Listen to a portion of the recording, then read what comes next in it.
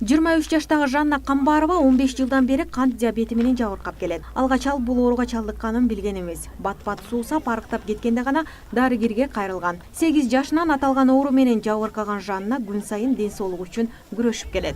Диабетти образ, жашоонун образы деп айтат, бирок мен оюмча бул андай эмес. Анткени биз ар бир күнү биз бул оору менен мындай айтканда боремся. Мен аябай көп суу ичип, көп туалетке барып, жана аябай арыктап баштагамда, анан ата-энем мени больницага алып баргандан кийин ушундай диагноз койгон: сахарный диабет 1-тип деп. Жаш өзгөчөлүгүнө карабай, толук кан басымы өйдө жүрөгү ооруган адамдар жылына бир жолу дарыгерлердин көзөмөлүнөн өтүп туруш керек. Ал эми өтүшүп кеткен учурда диабеттен бөйрөк жабыркап, иштен чыгып, бутту кесүүгө аргасыз болот. Жана көздүн көрүүсү таптакыр көрбөй калышына алып келет. Кант диабеттин симптомдору өтө билинбеген оору болсо да, көп учурда суусатып, салмак кошулуп же арыктап, бат-бат заара кылдырышы мүмкүн. Адистердин айтымында бул оору буга чейин бай өлкөлөрдө кездешип келсе, учурда кирешеси орто жана төмөн мамлекеттерде күч алып жатат.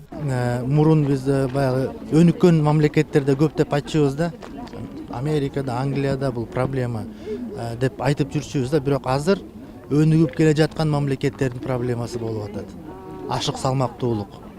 Анткени баягы тамактын жетишсиздиги азайып атат. Бирок тамактын сапаты өнүгүп келе жаткан мамлекеттерде төмөн да.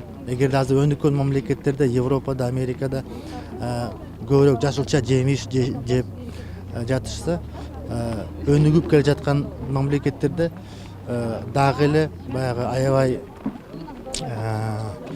майлуу тамак, камырга бай, углевод деп коет, ошолорго бай күрүч, камыр деген тамакты көбүрөөк жеп, кечки карай анын баардыгы ашык салмак болуп, ушунун баардыгы диабеттин, ашык салмактуулук диабеттин экинчи түрүнө алып келет. Кант диабетин алдын алууга карата өтүп жаткан бүгүнкү иш-чара флешмоб жана диабет оорусу менен жабыркагандардын маршы менен коштолду.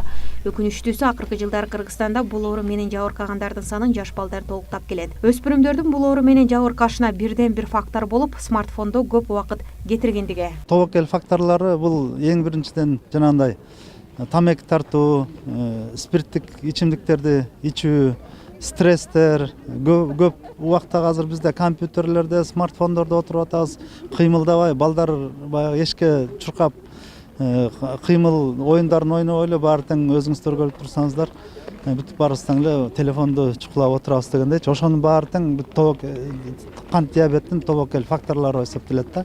Дүйнөлүк саламаттыкты сактоо уюму дүйнөдө кант диабетинин эпидемиясы аеосуз жүрүш менен бараткандыгын эскертүүдө. Планета боюнча кант диабетине чалдыккан адамдардын саны 422 миллионду түзсө, канында канттын көп болушунан жылына 3 миллион 700 миңдей киши каза болот. Ал эми Кыргызстанда кант диабетине кабылгандар расмий 55 миң деп катталган, бирок иш жүзүндө 200 миңден ашык. Мындай көбөйүүдөн улам адистер радикалдуу чараларды көрүүгө чакырууда.